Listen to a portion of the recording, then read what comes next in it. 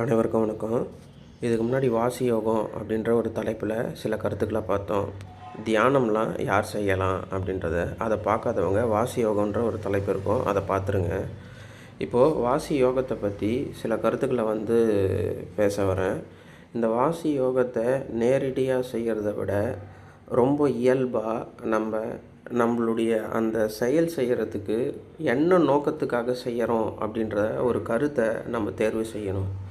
சும்மா வாசி யோகம் செய்கிறதுனால எந்த பலனும் கிடையாது. வாசி யோகம்னா என்னன்னு நமக்கு பிடிபடணும்.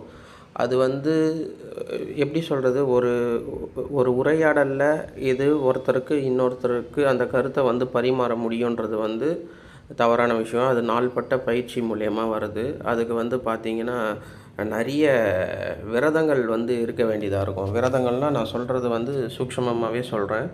உடல் ரீதியாகவும் மன ரீதியாகவும் பல விரதங்களை மேற்கொண்டு செய்யக்கூடிய பயிற்சியாக தான் அந்த வாசி யோகம் இருக்கும். வாசி யோகம் மட்டும் இல்லை, நாடி சுத்தி, பிராண சுத்தி போன்ற பிராணனை மையமாக வச்சு செய்யக்கூடிய பயிற்சி எதுவாக இருந்தாலும் இதுதான் ஐதீகமாக கொள்ளப்படுகிறது.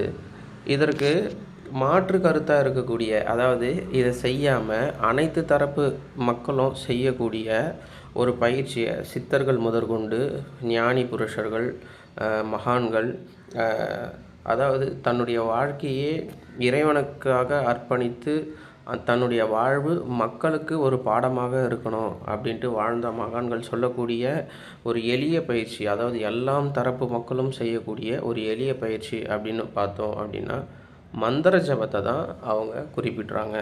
இந்த மந்திர ஜபத்தை கூட எப்படி செய்யணும் அப்படின்றது சில கருத்துக்கள்லாம் இருக்குது. சில பேர் வேணால் சொல்லலாம், நான் எனக்கு கொடுத்த மந்திரத்தை உரு ஏற்றி வைத்திருக்கேன், 1,00,000 முறை ஏற்றியாச்சு, அதனால் அது சித்தி பெற்றுச்சு அப்படின்ட்டு. அது அப்படிலாம் இருக்காது. ஏன்னா அந்த செயல் நடந்திருந்தால் அவனுடைய உடல் ரீதியாகவும் மன ரீதியாகவும் எந்த அளவுக்கு ஒரு மாற்றம் ஏற்பட்டிருக்குன்றது யோகத்தில் இருக்கிறவங்களுக்கு கண்டிப்பாக தெரியும். பெரிய பெரிய மகான்களுக்கு இது தெரியும்.